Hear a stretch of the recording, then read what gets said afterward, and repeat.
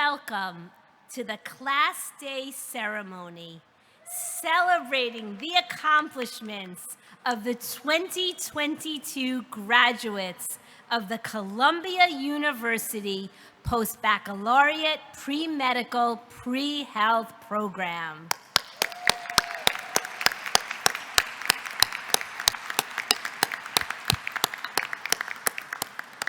My name is Lisa Rosen-Metsch, and I have the great honor to be the Dean of the Columbia School of General Studies, or GS as we all know it. On behalf of the Columbia faculty, some who are sitting here today, your amazing advising deans, the wonderful staff of Columbia School of General Studies, our board member, Judy Tanenbaum, I want to welcome you and your families to the Postbac Class Day ceremony. Take a moment to thank those who are with you, whether they're here today, watching us virtually, and take a moment to thank them.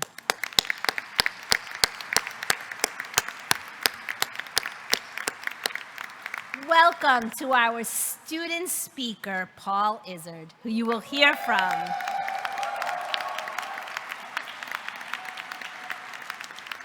And we are especially honored to welcome today back to Columbia our keynote speaker, Dr. Marcelle Abell-Rosen, a 1997 graduate of Columbia University's Postbac program.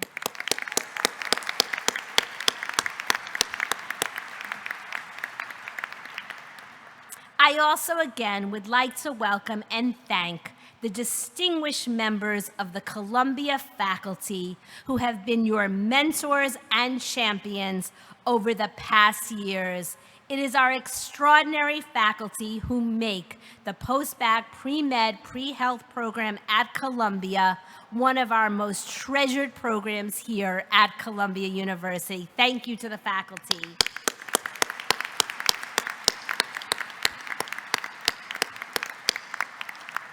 The Columbia Postbac Premed Pre-Health program is designed to challenge students with academic backgrounds in the humanities, social sciences, and other disciplines to achieve levels of distinction in the sciences that, when combined, make them strong candidates for medical school or for advanced study in the health sciences.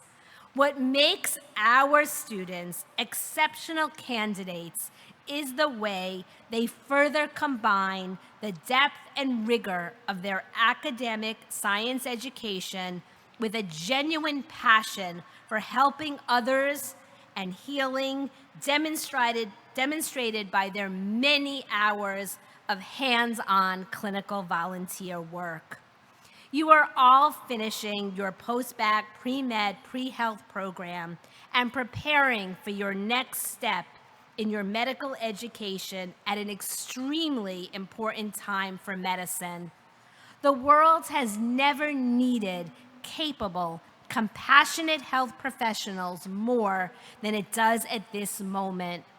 Doctors and healthcare professionals, the people who have been on the front lines during this pandemic, have been nothing short of heroic over the last years.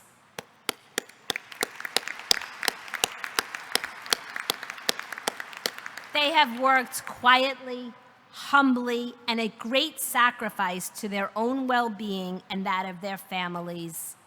This ethos, the unwavering drive to make a difference and to help others, is what brought you to the gates of Columbia. You are scientists, but also humanists, artists, and social scientists, all dedicated to the pursuit of knowledge and the alleviation of suffering. I am convinced that you enter upon your journey to become healthcare professionals fully equipped to grapple with all of the challenges that you will face. I want you to know how proud we are of all your accomplishments. This has not been easy and has been even more challenging during these past few years in the pandemic. But we are so proud of what you have accomplished, and we are proud that you are lifelong members of the Columbia University family. It is now both a privilege and a pleasure for me to introduce our keynote speaker, Dr. Marcelle Abell-Rosen. Dr. Abell-Rosen graduated from Duke University with a Bachelor of Science degree. Prior to enrolling in the Postbac program, she received her master's degree in public health with honors from the University of California at Berkeley. While there, she received a loose scholarship to work in Thailand on HIV and hepatitis B prevention projects. After the Postbac program, she went on to receive her medical degree from Albert Einstein College of Medicine in 2001. Dr. Abell-Rosen completed her internship and residency at Mount Sinai Medical Center in New York in 2004. Dr. Abell-Rosen now is a board-certified internal medicine physician in private practice in Fort Lauderdale, Florida. Her practice is recognized for its innovative use of technology to create a highly patient-centered environment, including a rapid triage system and use of multiple tech-based communication modalities with patients and colleagues. She is a well-known speaker on a variety of topics, including COVID prevention and intervention, virtual medicine, lung cancer screening, and what she has coined, medical pearls from an internist. She has been regularly recognized as a top internist, including for the last 4 consecutive years. Dr. Abell-Rosen is on numerous advisory and health boards, including serving as president of the Caducean Medical Society of Greater Fort Lauderdale.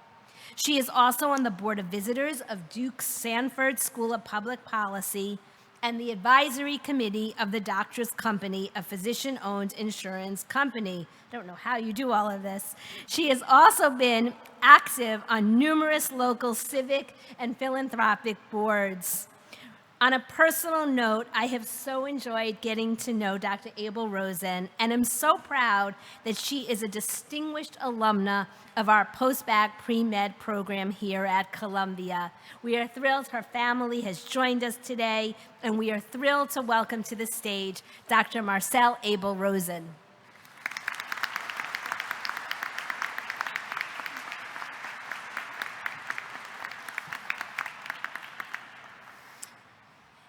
Thank you, Dean Rosen-Metsch, Dean Colgrove, and Vice Dean Rogers for your wonderful introduction and the great privilege to be able to speak at this momentous occasion.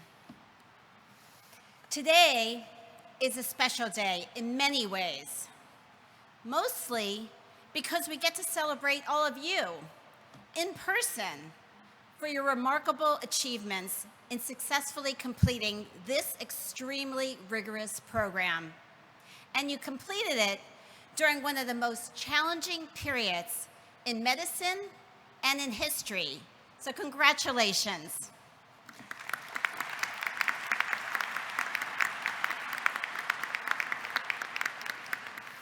And today is also special for me because it's a full circle moment. I get to see my daughter graduate from business school tomorrow in Philadelphia.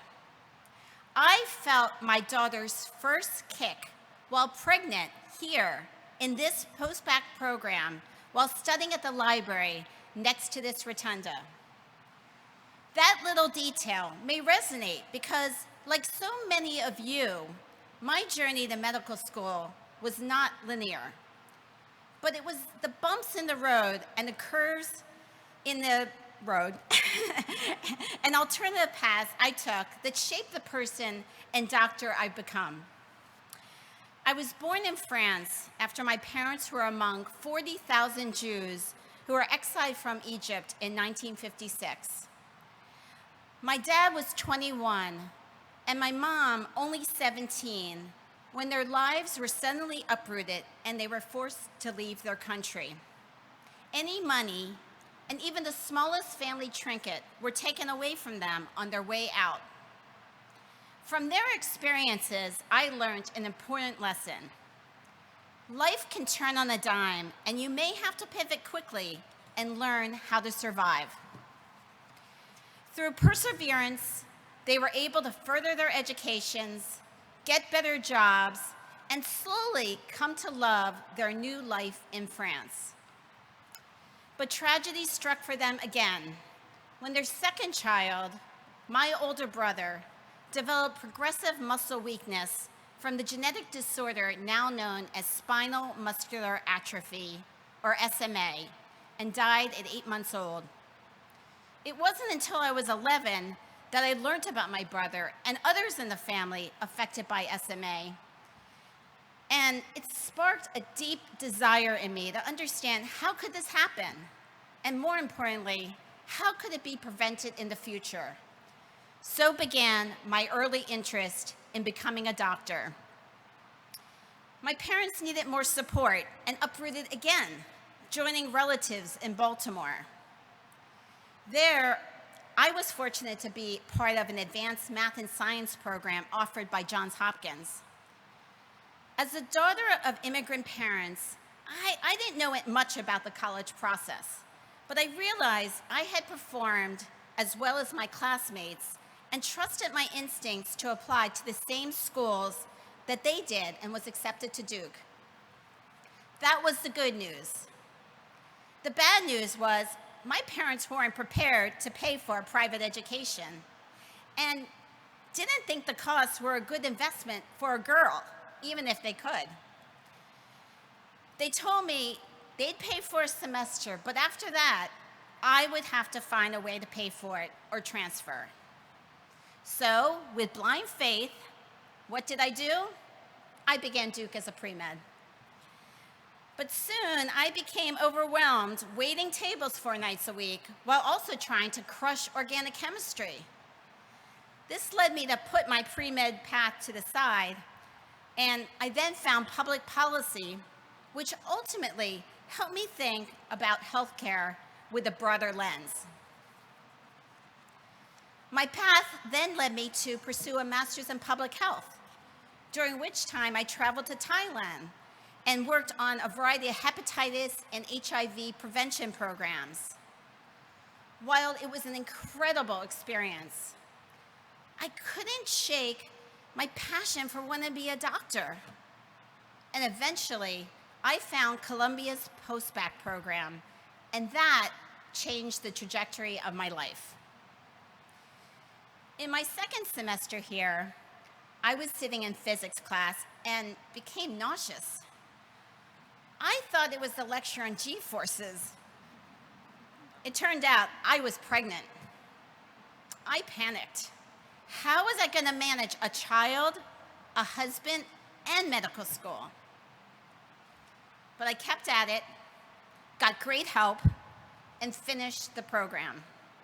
That made it possible for me to start Albert Einstein Medical School here in New York with a 3-year-old. I always say motherhood is the necessity of invention. I was nearly 30 by the time I started medical school.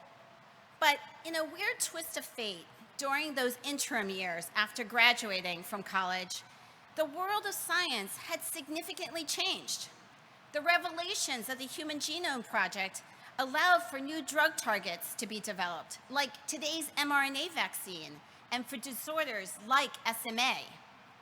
My understanding of these processes wouldn't have been the same had I attended medical school earlier, and thanks to the exceptional faculty here at Columbia, I had already obtained a strong foundation in immuno and molecular biology before I started. Today, medical residencies have been defined by COVID. Mine was defined by 9/11. It was just 3 months into my residency at Mount Sinai, and I had just had my son, Jake. I was working in the cardiac intensive care unit, and as we were rounding on each patient, I could see the news feed showing burning towers only 8 blocks away from our Tribeca apartment. I wanted to be with my kids, but I couldn't. I had to stay to help clear beds to get room for the survivors. I still feel the chill I had seeing all those empty beds. No survivors made it there. And it was then I realized that as physicians, we do not have control over everything, and that is very humbling. I won't mince words. Residency was hard. There were many days when I needed more sleep, and I missed being with my family and friends. But as Malcolm Gladwell famously wrote, it takes 10,000 hours of practice to reach mastery. And at the end of residency, I felt strong. I felt like a capital D doctor.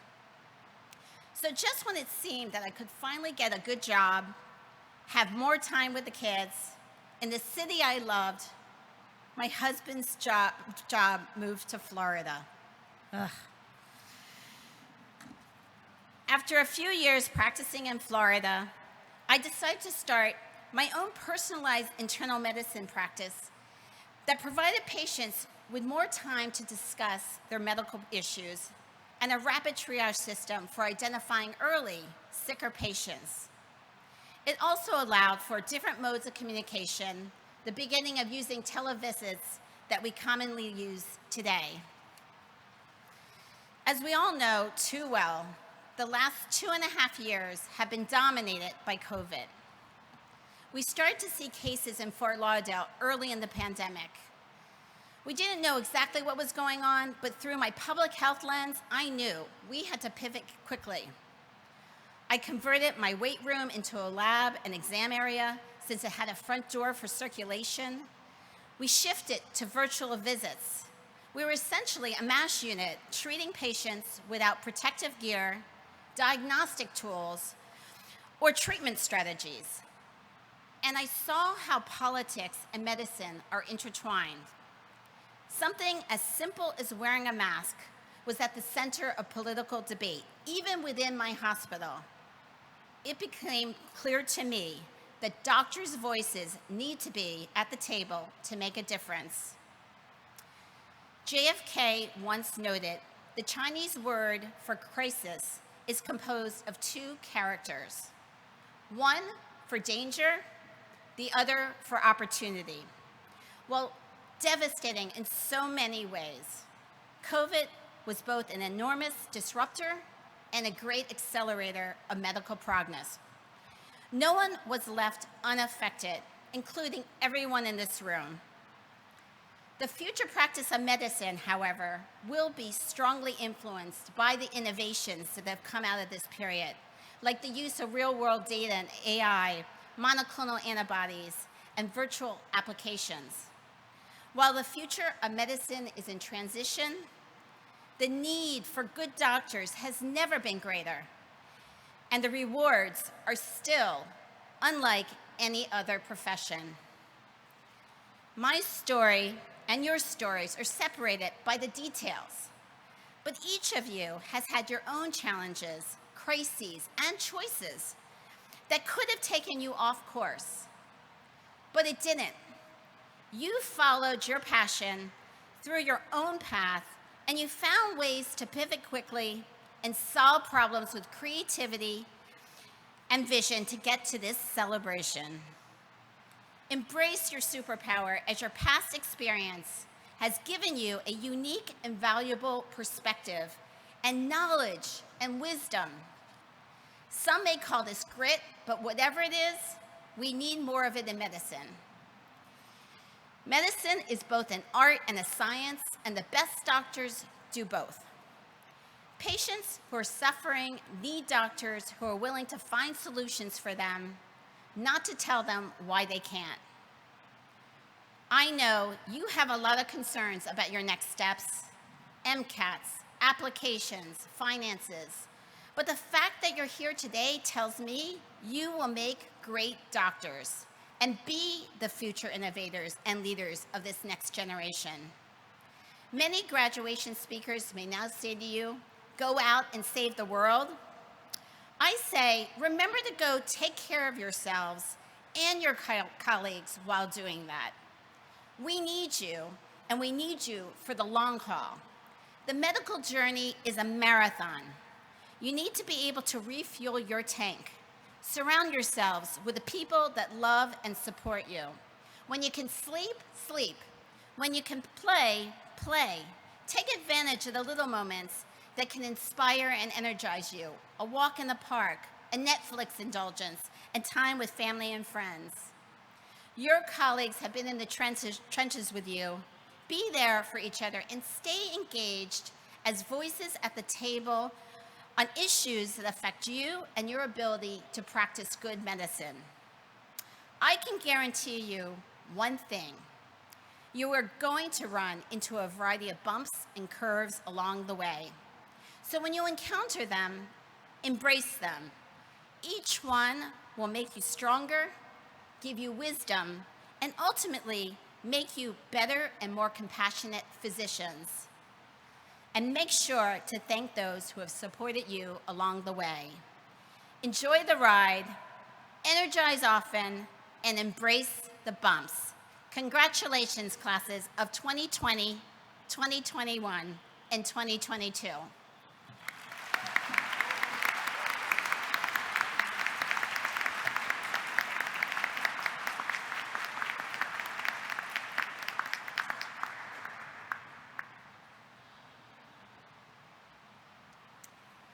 Thank you, Dr. Abell-Rosen, for those inspiring words, sharing your thoughts, and celebrating with us today. Again, we could not be more proud that you are our alumna, and thank you for all that you do to make a better world. Now I have the honor of presenting the Alumni Key Award. Each year, the Alumni Key is given to a graduating Postbac Premed student who has achieved distinction both academically and through service to the Postbac community. Before presenting this year's award, I want to take a moment to acknowledge the winners of the Alumni Key Awards from 2020 and 2021. Krista Vida is the recipient of the 2020 award.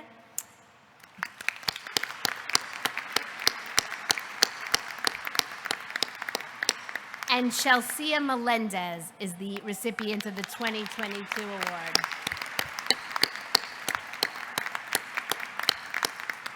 And now I am thrilled to announce the winner of the 2022 Alumni Key goes to Charlie Dubach-Reinhold.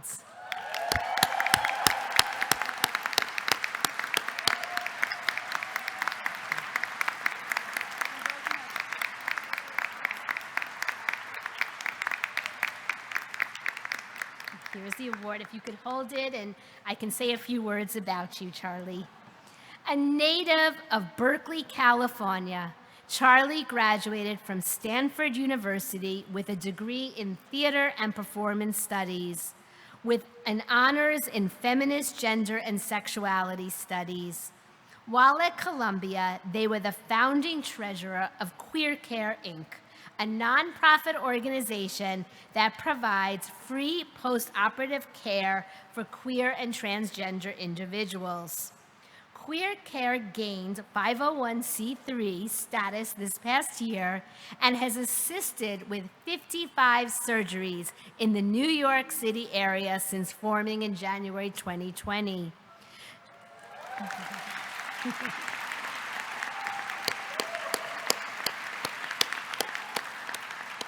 Charlie also became the president of the Queer Health Alliance, a Postbac auxiliary group, their second semester in January 2020, and continues in that role through today. In 2021, Charlie organized the Transgender Healthcare Speaker Series. Charlie is also a member of Social Justice Medicine and serves as GS Postbac Ambassador. Next year, Charlie plans to work, take the MCAT, and apply to medical school. Congratulations, Charlie, on all your accomplishments and all you did to make a better Columbia.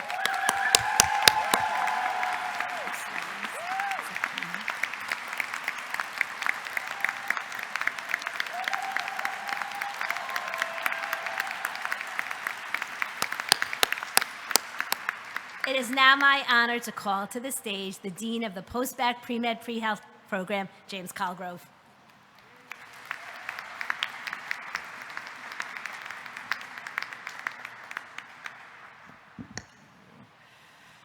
Columbia University pre-medical, pre-dental, and pre-veterinary students, congratulations to you and to the family members, friends, and loved ones who supported you throughout your studies. It is a joy to celebrate with you today.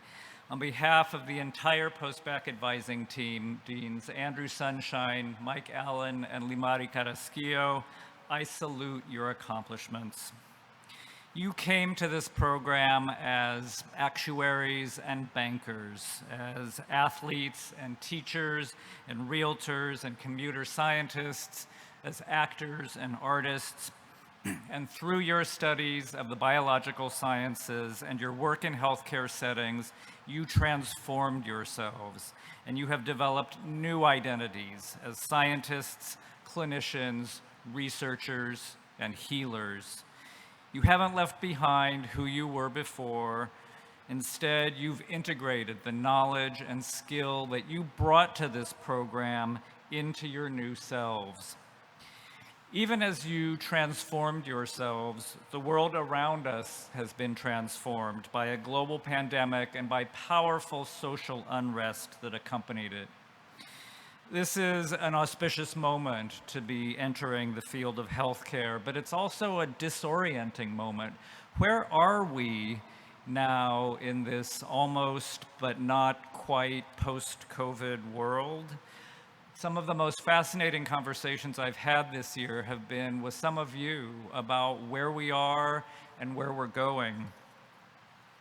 As deaths from COVID recede and we transition from pandemic to endemic, it's clear that the social issues that gave rise to COVID and worsened its toll remain as urgent as they have ever been. The corrosive effects of racism and discrimination continue to lead to poor health outcomes in African American and Latinx communities. The human rights of transgender people are under unprecedented attack. Our country's shameful system of mass incarceration continues to wreak incalculable damage on families and communities.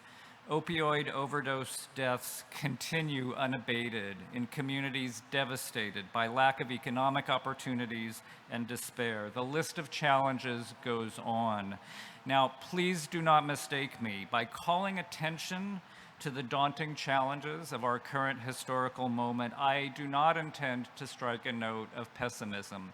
On the contrary, when I reflect on all of your accomplishments, I could not be more optimistic. The success of our students is, in fact, the thing that gives me the greatest hope for the future right now. Some of the most important work to transform our society will happen in the realm of health and medicine. Working together in solidarity and community, you will contribute to building a healthcare system that advances the cause of equity and justice. The skill and the passion that you bring to your work as healthcare providers can and will change things for the better. I hope you see this, and I hope you recognize the power that you have. As if the Columbia Science curriculum were not difficult enough, the epidemiological and social upheavals of the last 2 years have thrown unimaginable challenges in your way, and at every turn, you've met those challenges with resolve and courage and resilience. If there was ever any doubt at the beginning of your postbac studies that you have what it takes to be healthcare providers, there is no doubt anymore. You've shown your command of the sciences and your commitment to becoming part of the solution. You've completed your postbac studies and you're embarking on the next stage of your professional journey, and I am proud to celebrate with you and to honor your scientific expertise, your wisdom, and your care. It is now my privilege to present to you the graduates of the Columbia University Postbaccalaureate Premedical Pre-Health Program. Okay, when do you get yours?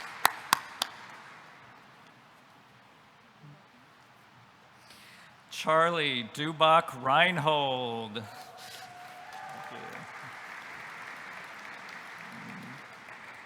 Ming Pei.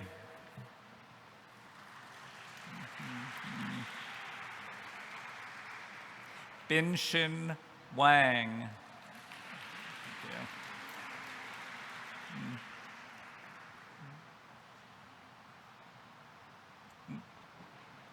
Brock Scoville.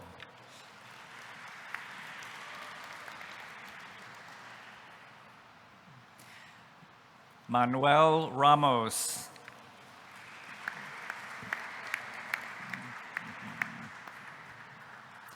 Aubrey Johnson.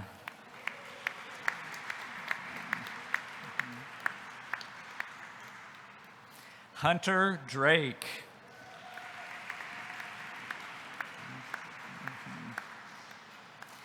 Ellen Pattinson.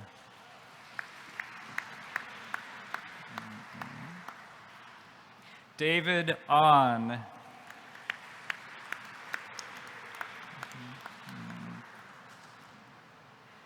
Timothy Bedell.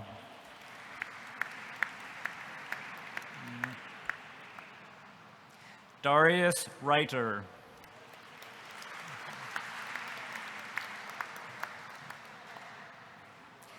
Daniel Hoxter.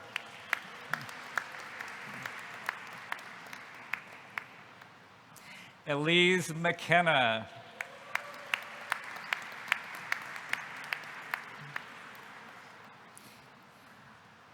Andrew Sullivan.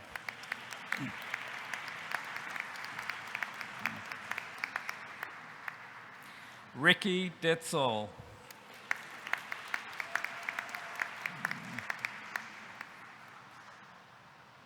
Diana Dangor.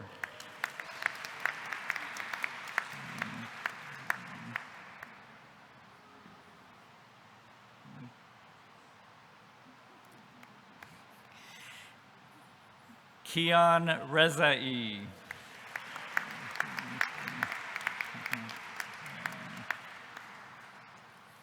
Tessa McEnery.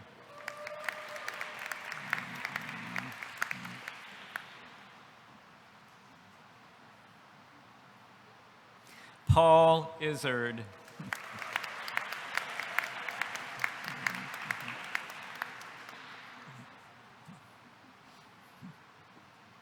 Terry Wilkin.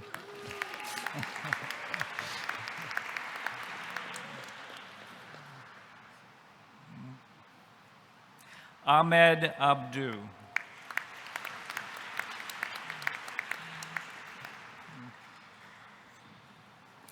Jordan Carpin.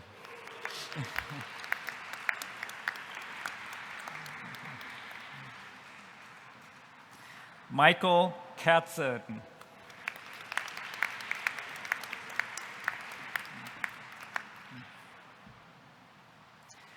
Jacob Eisner.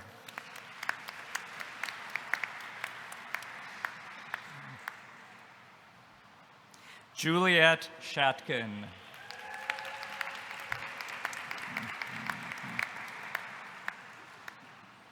Boaz Zborowski.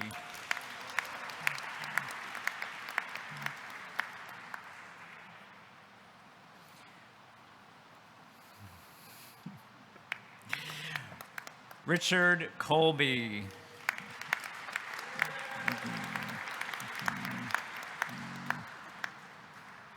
Sophia Lerner.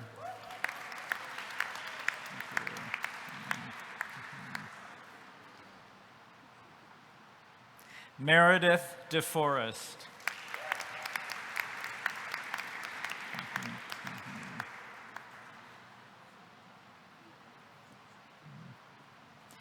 Matthew Friedberg.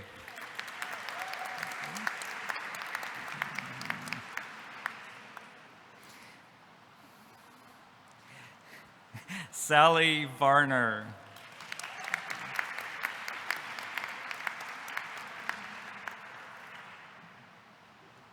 Adithya Narayanan.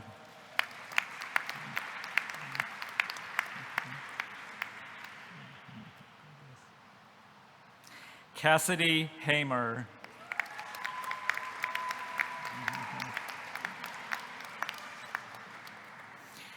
Alexander Fish.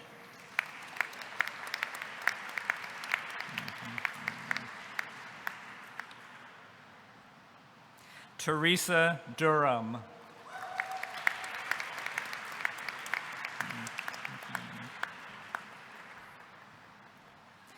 Frederick Ochoa.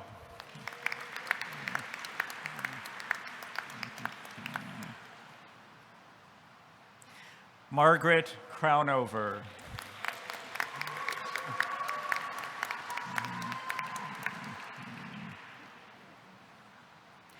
Andrew Gerard Badu.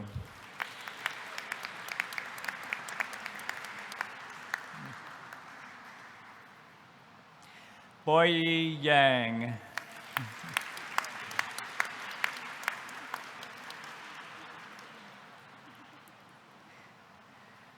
David Kim.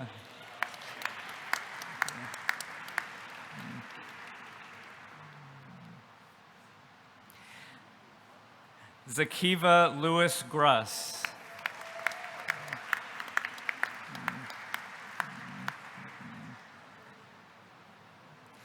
John Gonzaga.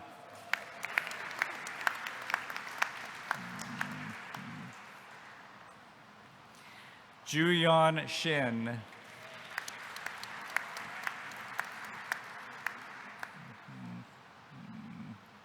Min-Hae Kim.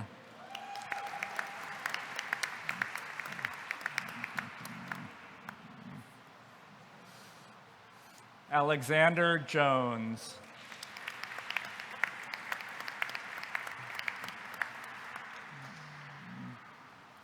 Stephanie Sinapan.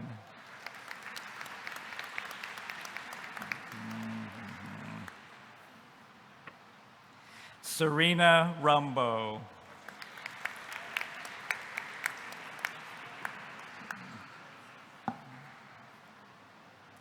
Kira Murphy.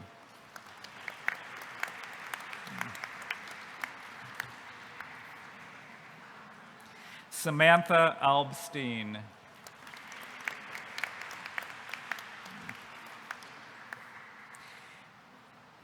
Neil Patel.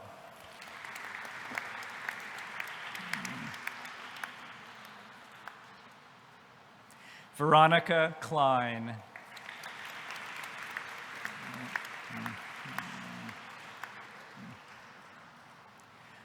Grace Herrera.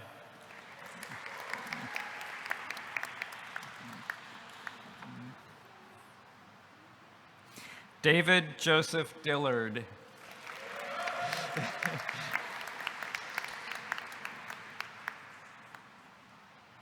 Carolina Herrera.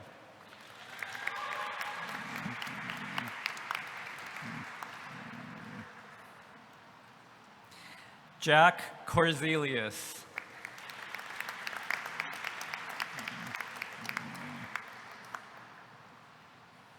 Connor O'Leary.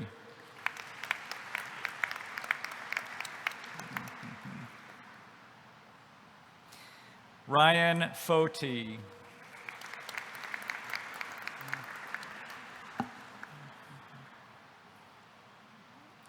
Nancy Jang.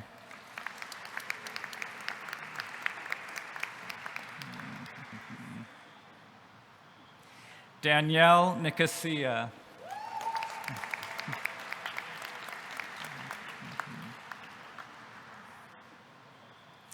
Ella Grinstein.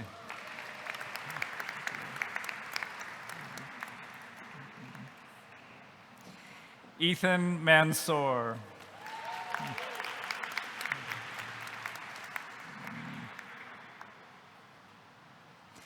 Noah Mansour.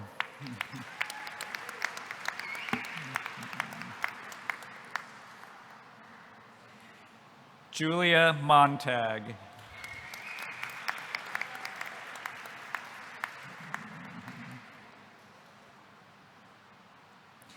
Nicole Cordero Callahan.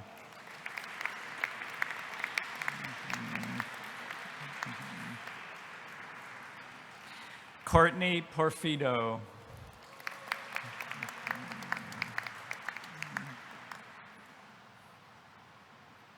Lydia Bio.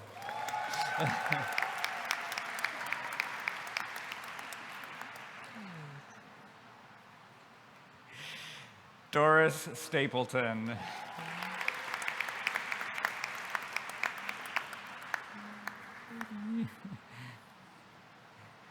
Rachel Lee Carey.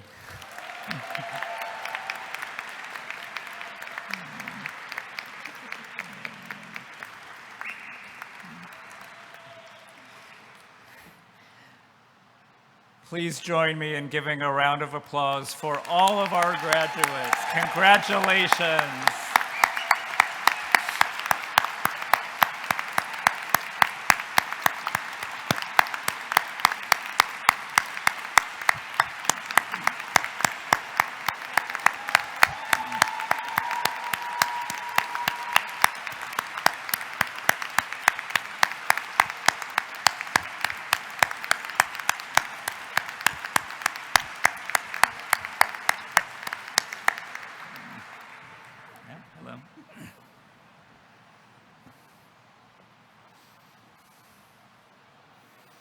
It now gives me great pleasure to introduce our student speaker, an admired, respected, and beloved member of our Postbac community, Paul Izard.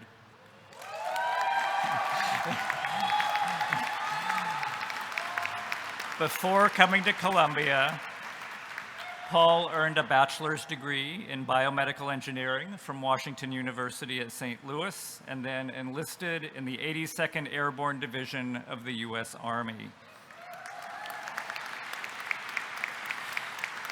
where he served for 5 years as an infantryman. Paul joined the Postbac program in the fall of 2020 at the height of the COVID pandemic and immediately distinguished himself not only as an exceptional student of the sciences, but as a supportive and collegial classmate. He has made many contributions to the GS community. He has served as a mentor in the GS Veteran Mentor Program and as a mentor in the Cardiology Pre-Medicine Mentoring Program. He has also served on the executive board of the Postbac Premed Student Council as the Vice President of Medical Specialties. Since last spring, he has volunteered at NYU Langone Health in the Division of Hand Surgery, where he will continue to work full-time as a research coordinator this year while he applies to medical school. So those are all things that you would know about Paul from reading his work and activities entries on his AMCAS application. Those of you who are fortunate enough to have gotten to know Paul during his time in Columbia are also familiar with his wonderful personal qualities, his upbeat attitude and his friendly encouragement to his classmates, his dedication to social justice and anti-racism in medicine, his passion for the work of federally qualified health centers, and his love of his native Wisconsin. All of those qualities will make him a valued part of any medical school that is lucky enough to get him as a student. Please join me in welcoming this year's Postbac Class Day student speaker, Paul Izard.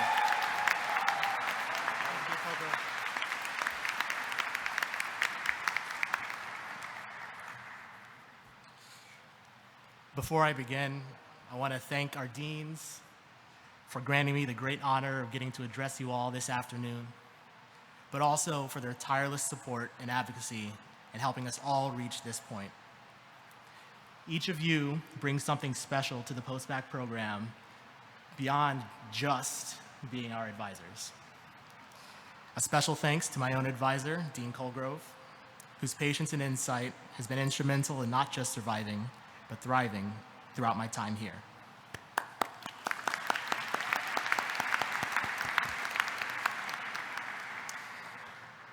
Friends, classmates, family, and fellow Columbians, congratulations. We have made it through. Today, at long last, is the day we take one more giant step towards our white coats. I can only imagine how hard each and every one of you has had to work, not only to meet the demands of this program, but doing so while uprooting your lives to move here to study in New York City, sacrificing careers, your stability, your time with friends and family, all in pursuit of this unshakably strong desire that we all share to touch lives. And all done in perhaps the most important crisis of our time. Very soon, the world will see just what we're capable of and how far we'll go. I applaud your commitment, your enthusiasm, and your compassion.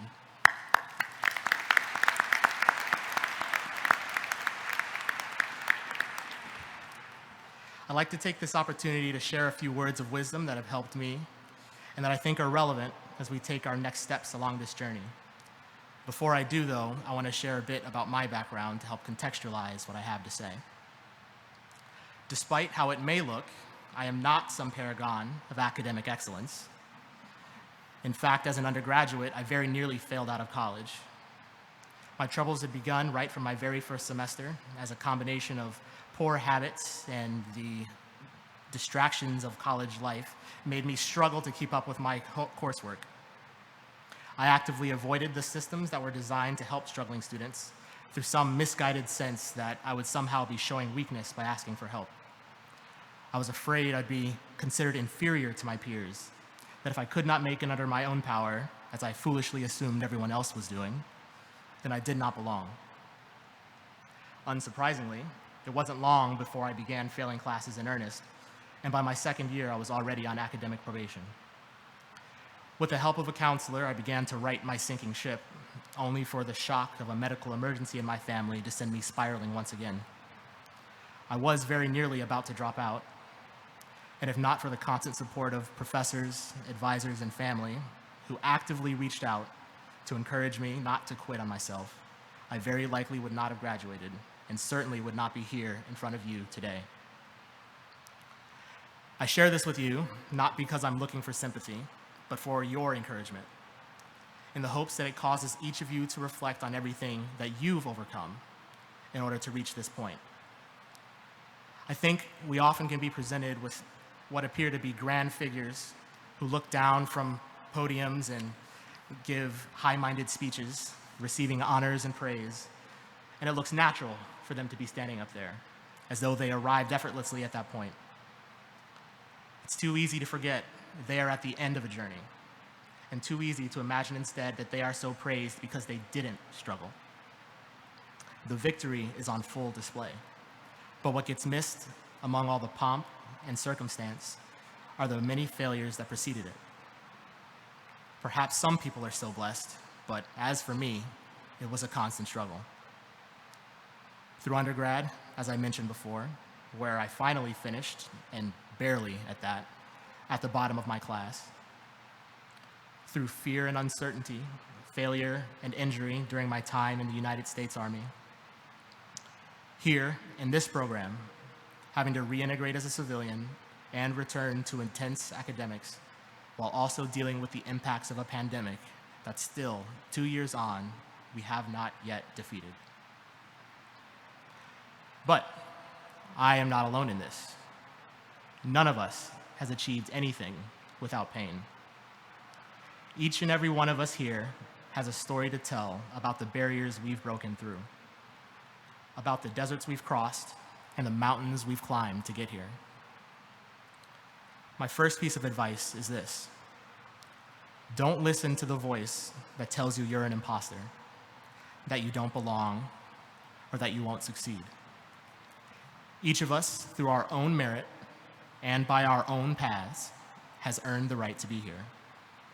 Take pride in that fact and in everything we've overcome to reach this point. Each one of you is a fascinating individual. Which brings me to my second tip. Whether you're a career-changing PhD or straight out of undergrad, single and working or a single parent, lean into your story. I say again, lean in to your story. You each have a unique set of life experiences. They are what set you apart and what will make you the rounded, empathetic physician your future patients need you to be. Lastly, enjoy the ride. This is a lifelong journey we're on, so don't fall into the trap of thinking that you have to put off your happiness until you meet some nebulous future goal. It is called the practice of medicine for a reason. We will never be done learning, and there will always be another step to take. So, I encourage you all to find joy and beauty, and most of all, peace, wherever you stand. Thank you.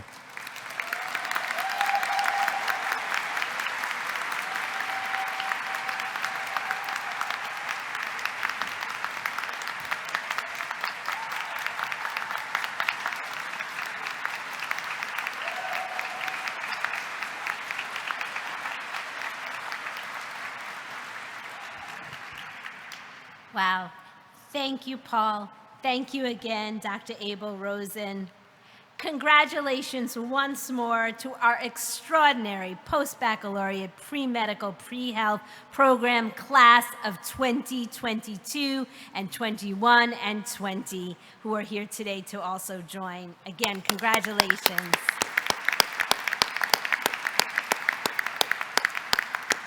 And a very special thanks to all of you who have joined us today, who have supported these amazing people through this very difficult and demanding programs, the friends and families of our graduates.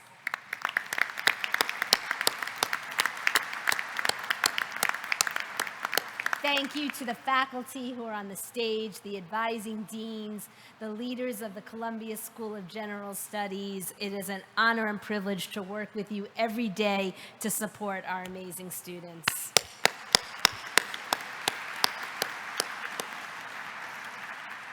I hope that you will all be able to join me now in the rotunda and the faculty room, which is directly behind the stage, so that we can celebrate these amazing students together and spend a little time sharing some drinks and some bread. Congratulations again. Thank you.